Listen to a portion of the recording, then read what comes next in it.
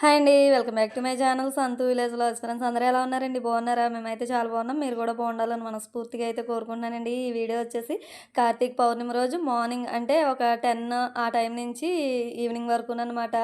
ఇంకా మార్నింగ్ తులసమ్మ దగ్గర పూజ, గుడికి వెళ్ళడం అదంతా అయితే చూసారు కదండి. ఇది వచ్చేసి ఇంకా 10 కల్లా స్టార్ట్ చేసామన్నమాట.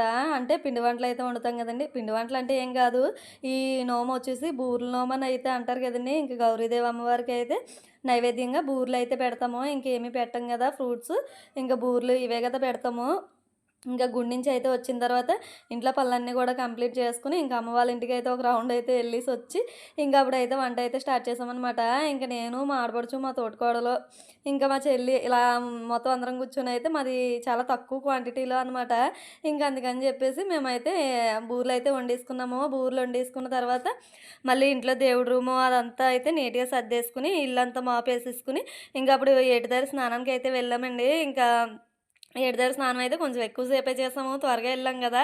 అందుకని చెప్పేసి ఇంకా ఏటి దగ్గర నుంచి అయితే వచ్చిన తర్వాత ఇంక అన్నీ ముందే సర్ది పెట్టేసుకొని ఉంచుకున్నాం కాబట్టి ఇంకా ఎలాంటి హడావిడి లేకుండా పూజ అయితే మాత్రం చాలా చక్కగా కంప్లీట్ అయితే అయింది. పూజ చేసేటప్పుడు అయితే వీడియో అయితే షూట్ చేయడానికి అవ్వలేదండి. ఇంకా షూట్ చేయలేదనమాట.